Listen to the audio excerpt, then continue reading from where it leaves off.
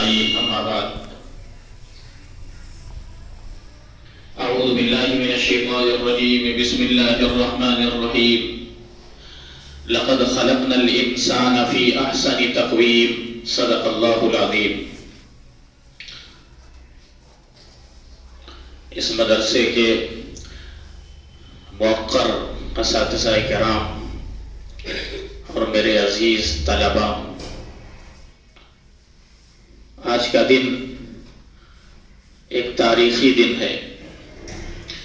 ہم میں سے ہر شخص یہ جانتا ہے، ہر بچہ، پڑھنے والا ہر طالب علم 26 جنوری کے بارے میں کچھ نہ کچھ یہ سمجھتا ہے کہ یہ دن دوسرے تمام دنوں سے اہم ہے.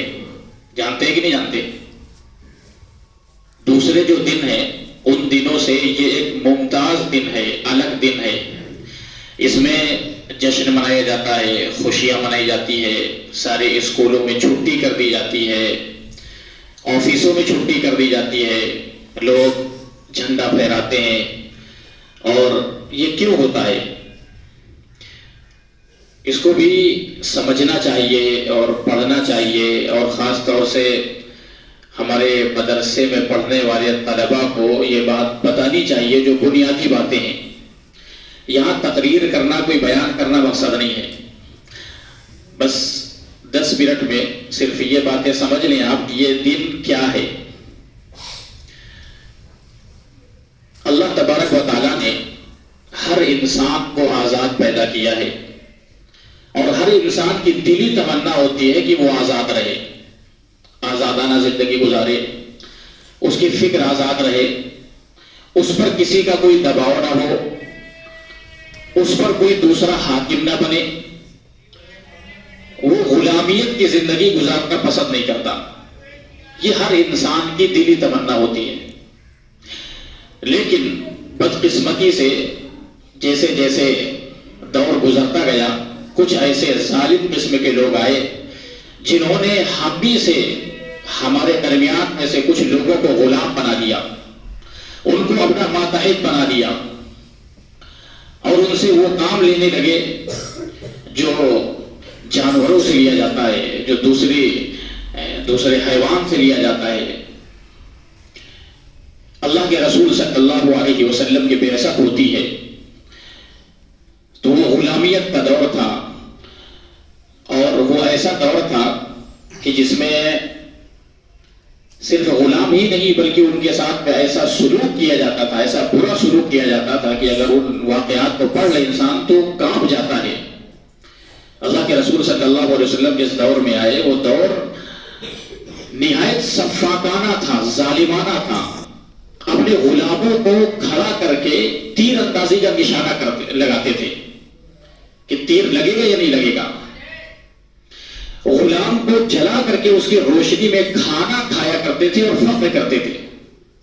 اللہ کے رسول صلی اللہ علیہ وسلم نے یہ تعلیم دی، اور دھیرے دھیرے آپ نے اس انداز سے لوگوں کو سمجھایا کہ یہ انسان کی اہمیت ہے. ہر انسان کی اپنی جگہ پر ایک اہمیت ہے، وہ اللہ کا بندہ ہے. جیسے میں نے قرآن کریم کی آیت تلاوت کی، لقد خلقنا الانسان فی احسن تقویم. اللہ تبارک و تعالیٰ نے کہتا ہے ہم نے انسان کو سب سے اچھے ڈھانچے میں، سب سے اچھے سانچے میں پیدا کیا ہے. اس دنیا کا سب سے خوبصورت جو مخلوق ہے وہ انسان ہے. انسان کو پوری دنیا پر حکومت کرنے کے لیے پیدا کیا گیا ہے. ساری چیزوں کو انسان کے ماتحت کر دیا گیا ہے. یہ چاند، یہ سورج، یہ زمین، یہ آسمان، یہ پہاڑ، جتنے جانور ہیں، یہ سب کس لیے؟ تاکہ وہ انسان کے فائدے کے لیے اور انسان کے نفع کے لیے، اور انسان کو صرف اپنے لیے پیدا کیا ہے. ان الدنیا خلقت لکم وانکم خلقتم للآخرہ. تو اللہ تبارک و تعالی کہ رسول صلی اللہ علیہ وسلم نے یہ امت کو تعلیم دی اور انسانوں کی اہمیت بتلائی کہ تمہارے درمیان کوئی فرق نہیں، کوئی امتیاز نہیں. لا فضل لعربی علی عجمی. قبیلے اور نسل کی بنیاد پر بھی بڑا بھید بھاؤ ہوتا تھا. یہ فلاں قبیلے کا ہے، یہ فلاں قبیلے کا ہے، یہ عربی ہے کہ عجمی ہے. تو اللہ کے رسول نے فرمایا لا کسی عربی کو کسی عجمی پر کوئی فضیلت نہیں ہے. وَلَا لِأَسْوَدَ عَلَىٰ أَبْيَضَ کسی کالے کو کسی گورے پر کوئی فضیلت نہیں ہے. كُلُّكُم مِّن آدم تم سب کے سب آدم کی اولاد ہو. وَآدَمُ خُلِقَ مِنَ التُّرَابِ اور آدم مٹی سے پیدا ہے. پھر جب کسی سے کوئی گناہ ہو جاتا تھا تو اللہ کے رسول فرماتے تھے اس گناہ کا کفارہ یہ ہے کہ غلام آزاد کرو. غلام آزاد کرنے کی فضیلت بتائی. حدیث کی کتابوں میں آپ پڑھیں گے تو اس میں بے شمار اس طرح کے واقعات ہیں کہ اللہ کے رسول نے فرمایا کہ یہ فضیلت اور انسانوں کو مقام و مرتبہ بتلایا. خیر یہ تو ہماری اسلام کی تعلیم ہے کہ اس نے انسانوں کو مقام عطا کیا. پھر اس کے بعد ابھی کچھ 100 سال پہلے آپ چلے جائیے ہمارے ملک میں بھی اس طرح کے کچھ حالات آئے بدقسمتی سے کہ انگریز یہاں آئے 1600 کے قریب 1601 میں سب سے پہلے آئے. اور وہ کس نام سے آئے تھے کہ ہم ایک کمپنی کی بنیاد ڈالیں گے, ہم تجارت کریں گے, تمہارے ملک کو بڑھاوا دیں گے, ملک میں ترقی ہوگی. ایسٹ انڈیا کمپنی, کیا نام تھا؟ East India company. یہ انہوں نے بنیاد ڈالی اور کلکتے کے رخ سے وہ داخل ہوئے اور کلکتے کو اپنا مرکز بنایا انہوں نے. لیکن کمپنی ڈالنے کے پیچھے مقصد کچھ اور تھا ان کا. کچھ سال تک تو وہ تجارت میں لگے رہے اور پھر دھیرے دھیرے جو ہے مغلیہ حکومت کا جب خاتمہ ہو رہا تھا جہانگیر کے دور میں تو انہوں نے اپنی چال چلی اور پوری ایک تاریخ ہے وہ یہاں موقع نہیں بتانے کا. تو دھیرے دھیرے وہ قابض آ گئے اور انہوں نے اپنا ایکٹ نافذ کر دیا اور سارے لوگوں کو غلام بنا دیا. اب ظاہر سی بات ہے کہ اللہ تبارک و تعالیٰ نے ہر انسان کے اندر یہ جذبہ کیا ہے کہ وہ غلامیت کو پسند نہیں کرتا. ہمارے کچھ علماء نوجوان اللہ تبارک و تعالیٰ نے جن کے اندر دھڑکتے ہوئے دل رکھے تھے اور جو پوری جن کے اندر پورے قوم کی فکر تھی, ملک کی فکر تھی, وہ بے چین ہو گئے, تڑپ گئے کہ کسی طرح سے ان کے پنجے استبداد سے آزاد ہوا جائے اور ان کے ظلم اور ستم کو اب برداشت نہیں کرنا پڑے, کر سکتے ہم. اور آزادی وہ چیز ہے کہ اس کا اندازہ آپ کو اسی وقت ہو سکتا ہے جب آپ کسی کی ماتحت ہو اور غلامیت کی زندگی گزار چکے ہوں. ظاہر سی بات ہے کہ کیا صورتحال ہوتی ہے اس وقت انسان چاہتا ہے کہ مر جائے, اس سے بہتر ہے جان دے دینا. اور اسی لیے علماء نے جانیں دی, اس میں پیچھے نہیں ہٹے, کیونکہ اس آزادی کو حاصل کرنے کے لیے آخری درجے کے قربانی پھانسی کے پھندے پر چڑھ گئے, بندوق کی گولیاں اپنے سینوں میں اتار لی اور ایسی صعوبتیں ظلم برداشت کیا کہ آپ پڑھیے تو رونے لگیں گے, تڑپ جائیں گے کہ ہمارے علماء نے ہمارے اس آزادی کو حاصل کرنے کے لیے کیسے کیسے قربانیاں دی. خیر ان علماء کی قربانیاں رنگ لائی اور ایک دن وہ آیا کہ پھر انگریز ہار گئے. ٹیپو سلطان جیسے عظیم مجاہد جیسے کانپ گئے, تھرا گئے اور وہ بے بس ہو گئے کہ اب ان سے مقابلہ نہیں کیا جا سکتا. یہ وہ قوم ہے ان کے اندر شہادت کا جذبہ ایسا بھرا ہوا ہے, ایسا لیس ہے کہ ان سے اب مقابلہ کرنا آسان نہیں ہے. وہ پھر ملک چھوڑ کر کے چلے گئے اور یہ پورا ملک آزاد ہو گیا. یہ تقریباً 100-200 سال کی پوری محنت ہے 1857 سے 1757 سے. یہ بھی ایک تاریخ کا بہت بڑا المیہ ہے کہ ہم لوگ یہ سمجھتے ہیں 1858 سے یہ کام شروع ہوا, حالانکہ 1757 سے شروع ہوا. اس سے پہلے بھی بہت اندر محنت چل رہی تھی, لیکن کچھ لوگ اس کو بھی بگاڑنا چاہتے ہیں, اس کو کہ یہ چیزیں یہ حقائق لوگوں کے سامنے نہ آئے. لیکن حقیقی بات یہ ہے کہ 1757 سے اس کا آغاز ہو گیا تھا. 200 سال کی قربانیوں کے بعد یہ ملک یعنی 15 اگست 1947 کو یہ ملک آزاد ہوا اور انگریزوں کے پنجے استبداد سے بالکل آزاد ہو گیا.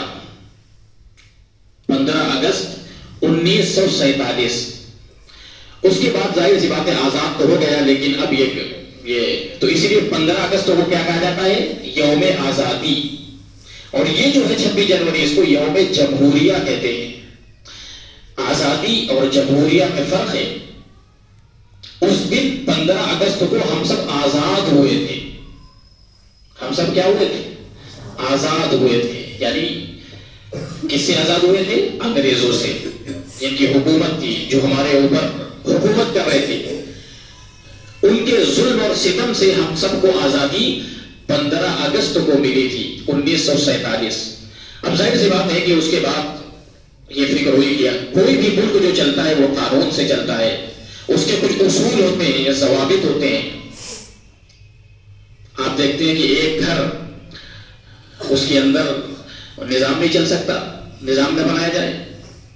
آپ مدرسے میں رہتے ہیں، کمرے میں رہتے ہیں، اور یہاں پر بھی اصول بنائے جاتے ہیں کہ بھائی لائٹ کئے بجے بند ہوگی، کئے بجے کھلے گی. کیونکہ مزاج میں فرق ہوتا ہے نا. اللہ نے ہر انسان کے مزاج میں فرق بنایا ہے، فرق رکھا ہے. اس لیے جہاں چند لوگ ہوتے ہیں وہاں اصول کی ضرورت پڑتی ہے، قانون کی ضرورت پڑتی ہے. تو یہ ہوا کہ قانون بنایا جائے، کچھ ایسے اصول مرتب کیے جائے. تو 1947 سے لے کر کے 1950 تک، یہ 2.5 اور 3 سال تک اس میں باقاعدہ غور و خوض کیا گیا. اور 7 آدمیوں کو باقاعدہ ان کو مقرر کیا گیا جو قانون داں تھے. 7 افراد پر مشتمل ایک کمیٹی تشکیل دی گئی، اور جس کے سربراہ تھے ڈاکٹر بھیم راؤ امبیڈکر. کون تھے؟ ڈاکٹر بھیم راؤ امبیڈکر اس کے سربراہ تھے. یعنی ان کی قیادت میں، یا کہہ لیجیے ان کی نگرانی میں یہ کام ہو رہا تھا. پھر انہوں نے 2.5 سال کے بعد 1949 کو یہ پیش کیا کہ پورا قانون، اور پورے اس میں 395 جو ہے وہ ایکٹ ہے، آرٹیکل جو ہے جس کو دفعات کہہ لیتے ہیں، دفعات، دفعہ نمبر 1، دفعہ نمبر 2، یہ پورے کتنے ہیں؟ 395. یہ موٹی موٹی جو باتیں ہیں، اس لیے کہہ رہا ہوں کہ آپ کو بھی یاد ہو جائے. کوئی رسمی چیز نہیں ہے کہ یہاں آ جائے جھنڈا پھہرا دیا، بس کچھ پتہ بھی ہونا چاہیے ہم لوگوں کو. 395 دفعات ہیں جو 22 ابواب پر مشتمل ہے. 22 ابواب ہیں. ایک باب ہوتا ہے، اس میں کئی ساری چیزیں ہوتی ہیں. جیسے کتاب آپ پڑھتے ہیں، ایک باب ہے، اس میں کئی سبق ہوتے ہیں. پھر دوسرا باب شروع ہوتا ہے، اس میں کئی سبق ہوتے ہیں. اور تمام ابواب کو ملا کر کے ایک کتاب بن جاتی ہے. یعنی ایک کتاب کے اندر بہت سارے باب ہوتے ہیں. پھر اس باب کے اندر بہت ساری فصلیں ہوتی ہیں. پھر فصل کے اندر بہت سارے اسباب ہوتے ہیں. یہ ہوتا ہے کہ نہیں ہوتا ہے؟ تو اسی طرح سے جو قانون، جو دستور ہند ہے، قانونی جو کتاب ہے ہمارے ملک کی، اس میں پورے آرٹیکلز جو ہے 395 ہیں اور 22 ابواب ہیں. اور یہ جو پورے دستور ہند ہے، جو قانون ہے، یہ 4 چیزوں پر مشتمل ہے. 4 چیزوں پر اس کا ڈھانچہ تیار کیا گیا ہے. وہ 4 چیزیں کیا ہیں؟ کوئی بھی بنیاد، کوئی بھی گھر تعمیر ہوتا ہے تو اس کے پلر ہوتے ہیں نا، پلر، کھمبے، اسی پر گھر تعمیر کیا جاتا ہے. جیسے آپ ایک حدیث پڑھتے ہیں، بنی الاسلام علی 5، اسلام کی بنیاد 5 چیزوں پر ہے. کیا مطلب ہوتا ہے بنیاد؟ اسلام کو 5 چیزوں پر کھڑا کیا گیا ہے، اس کے 5 پلر ہیں. اسلام جو کھڑا ہے وہ 5 چیزوں پر. یہ مشہور حدیث ہے، سب جانتے ہوں گے، بنی الاسلام علی 5. پہلا کیا ہے؟ پہلی چیز شہادت اللہ الہ الا اللہ، اللہ تعالیٰ کی ایک ہونے کی گواہی دینا، وہ اقام الصلاۃ، نماز ادا کرنا، وہ ایتاء الزکات، زکات دینا، والحج، حج کرنا، وصوم رمضان، رمضان کے روزے رکھنا. انہی 5 چیزوں کا نام تو اسلام ہے نا. تو اسی طرح سے 4 چیزیں، اسی پر پورا دستور کا ڈھانچہ ہے، پورا دستور کی تعبیر کی گئی ہے. وہ کیا ہے؟ سب سے پہلی چیز ہے عدل. کیا ہے؟ عدل، انصاف، جس کو انگریزی میں جسٹس کہتے ہیں، عدل. دوسری چیز ہے آزادی. پھر عدل کی بہت ساری تشریح ہے، عدل میں کیا کیا چیزیں ہیں. اب میں اس لیے بتا رہا ہوں تاکہ آپ ان چیزوں کو سمجھیے. پھر آپ دیکھیے کہ کتنا بہترین قانون ہے ہمارا جو دستور ہے ملک کا، وہ ہمارا اسلام اور قرآن کی تعلیمات اور احادیث کی تعلیم اور ہمارا دستور الگ الگ چیز نہیں ہے. کیونکہ قانون بنانے والوں نے، جن لوگوں نے بڑا غور و خوض کیا، دنیا کا سب سے بڑا قانون یہ ہے اس میں رنگ و نسل کے لوگ ہیں، مختلف طرح کے، جتنی قومیں یہاں آباد ہیں کسی بھی ملک میں نہیں ہیں، جتنے دھرم کے لوگ یہاں آباد ہیں کسی ملک میں نہیں ہیں. اس لیے ایسا قانون بنایا گیا تاکہ ہر ایک کے مذہب کی رعایت ہو. کوئی بھی کسی بھی مذہب اور دھرم والا ہو وہ مکمل طور پر اپنے مذہب پر عمل کرنے کا وہ اختیار اس کو حاصل ہو اور وہ آسانی کے ساتھ عمل کر سکتا ہو. یہاں کوئی کسی پر دباؤ نہیں بنایا گیا. اس میں سب سے پہلی چیز جو داخل کی گئی وہ کیا ہے؟ انصاف. اب آپ دیکھیے کہ انصاف اگر ہم دیکھتے ہیں قرآن میں حدیث میں تو جا بجا انصاف سے اسلام مطالبہ ہی نہیں کرتا بلکہ انصاف کی وہ تلقین کرتا ہے، حکم دیتا ہے جگہ جگہ پر. انصاف کرو، انصاف کرو. ظلم کرنا یہ بہت بڑا گناہ ہے. ہر ایک کے ساتھ میں انصاف ہو، اس کا وہ درجہ کیا جائے، اس کا حق نہ مارا جائے. تو ایک انصاف ہے. دوسری چیز ہے آزادی. آزادی، ہر انسان آزاد ہے. کوئی بھی ہو، اس کو بولنے کی آزادی ہے، اس کو لکھنے کی آزادی ہے، اس کو بیان کرنے کی آزادی ہے. اسی لیے آپ دیکھیے کہ دوسرے جو ممالک ہیں وہاں پر بولنے کی آزادی ختم کر دی گئی ہے. آپ کو پتا ہے اسلامی ملک، اسلامی جو کہے جاتے ہیں ان کو ہم اسلامی نام دیتے ہیں، وہاں پر باقاعدہ آپ اپنی طرف سے تقریر نہیں کر سکتے. خطبے کا جو جمعے کا جو خطبہ ہے وہ اپنی طرف سے آپ نہیں دے سکتے. باقاعدہ حکومت کی طرف سے لکھا ہوا تھا. ایک لفظ اگر آپ نے اپنی طرف سے بول دیا حکومت کے لوگ، پولیس والے آپ کو گرفتار کر کے جیل میں بھیج دیں گے. اور ہزاروں علماء جیل میں ہیں آج. ان لوگوں نے اپنی طرف سے کہا. یہ بولنے کی آزادی چھین لی گئی. آپ اپنی طرف سے نہ کوئی پروگرام کر سکتے ہیں، نہ اپنے مذہب کی ترویج کر سکتے ہیں، نہ گشت کر سکتے ہیں. دوسری سرگرمیاں جو ہیں یعنی مذہب کے نام پر کچھ نہیں کر سکتے آپ.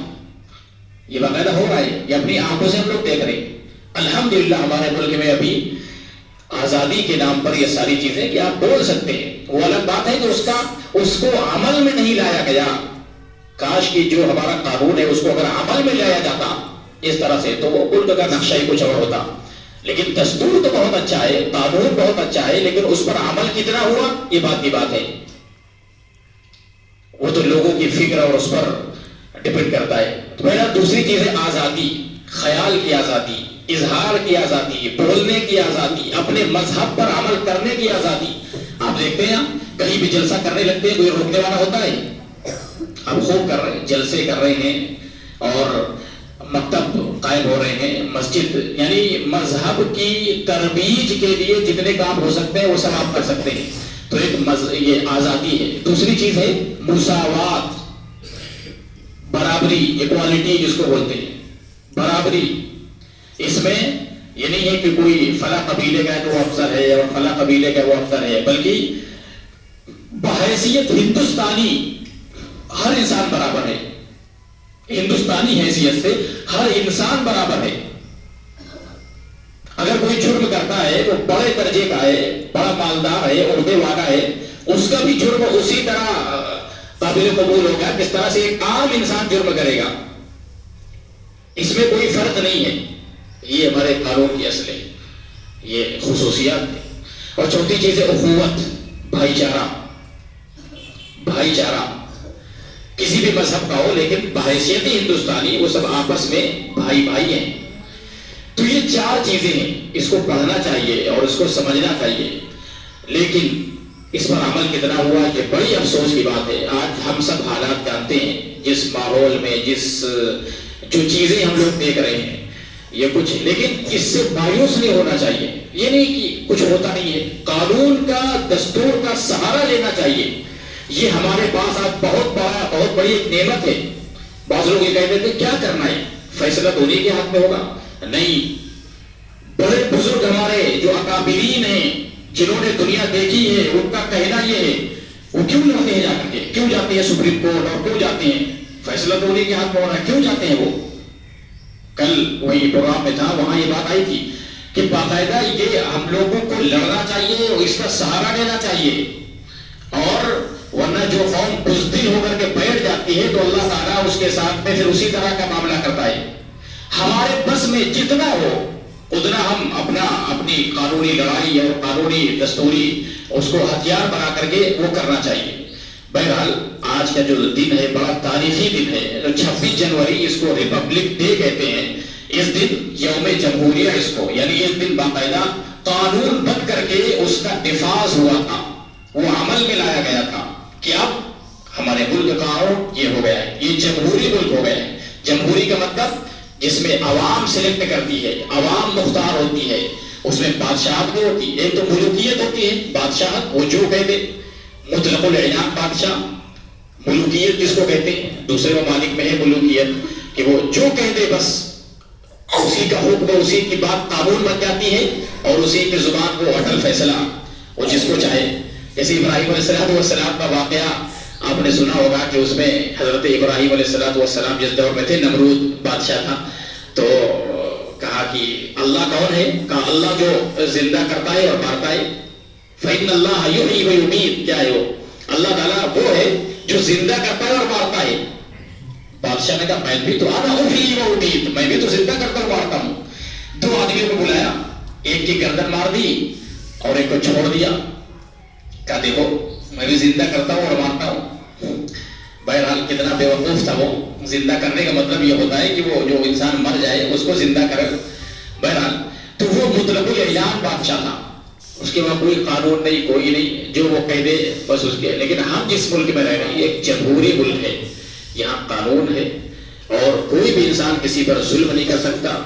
ہر مذہب کو، مذہب والے کو اپنے مذہب پر عمل کرنے کا پورا اختیار، پوری آزادی حاصل ہے۔ ہم یہاں چین کے ساتھ رہ سکتے ہیں، سکون کے ساتھ رہ سکتے ہیں، لیکن اس موقع پر خاص طور پر جتنا ستایا جا رہا ہے، ظلم کیا جا رہا ہے، ایسے وقت میں یہ دوہری ذمہ داری ہم مدرسے کے طلباء پر عائد ہوتی ہے۔ ہم میں سے کتنے لوگ جو جانتے ہیں، نہیں جانتے بہت سے، تو یہ ذمہ داری بنتی ہے کہ ان کو پڑھا جائے اور بنیادی جو کتابیں ہیں ان کو بھی اس موقع پر طلباء کو پڑھائی جائیں اور بتایا جائے جو بنیادی چیزیں ہیں کہ کیا ہے، اور 26 جنوری وہ کون سا دن ہے، اس میں کیا ہوا تھا۔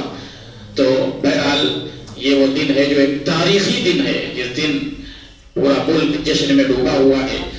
اللہ تعالیٰ سے دعا ہے کہ اللہ تعالیٰ اسی قانون اور دستور کے مطابق عمل کرنے کی، حکمرانوں کو عمل کرنے کی، اور پورے جو قانون ہے جو ہماری اسلامی تعلیمات سے ملتا جلتا ہے اس کو پورے ملک میں 100% نافذ کرنے کی ان کو توفیق عطا فرمائے اور چین، محبت، سکون عطا فرمائے۔ وآخر دعوانا الحمدللہ رب العالمین۔ تغفر لنا وترحمنا لنكونن من الخاسرين اللهم اغفر وارحم وأنت أرحم الراحمين لا إله إلا أنت سبحانك إني كنت من الظالمين يا أحد الصمد الذي لم يلد ولم يولد ولم يكن له كفوا أحد يا أحد الصمد الذي لم يلد ولم يولد ولم يكن له كفوا أحد۔ اے اللہ، آج اس وقت ہم سب اس ادارے میں جمع ہیں، تیرے سامنے چھوٹے چھوٹے بچے اور یہ طلبہ اور اساتذہ، ہم سب تیرے سامنے ہاتھ پھیلا کر کے بھیک مانگ رہے ہیں۔ اے اللہ، اپنے گناہوں کا اقرار کرتے ہیں، ہم مجرم ہیں، سیاہکار ہیں، اے اللہ ہم سب کو معاف فرما دے۔ اے اللہ، تیرے نافرمان بنتے ہیں، تیرے عاصی بنتے ہیں، اے اللہ ہم سب کے گناہوں کو معاف فرما دے۔ اے اللہ اپنی مرضی کے مطابق چلنے کی توفیق نصیب فرما۔ اے اللہ اپنا محبوب بندہ بنا دے۔ اے اللہ اس وقت جو ملک کے حالات ہیں اور اس وقت جو مسلمانوں پر ظلم و ستم کیا جا رہا ہے، اے اللہ اپنی حفظ و امان عطا فرما۔ اے اللہ اپنے حفظ و امان میں لے لے۔ اے اللہ سکون نصیب فرما، محبت، پیار نصیب فرما۔ اے اللہ دلوں کو موڑنے والا تو ہے، تیری ذات ہے جو دلوں کو موڑ دیتی ہے، دلوں کے اندر جو وسوسے، جو خیالات، جو جذبات جو پیدا ہوتے ہیں وہ سب تیری طرف سے ہوتے ہیں، تو دلوں کا حال جاننے والا ہے۔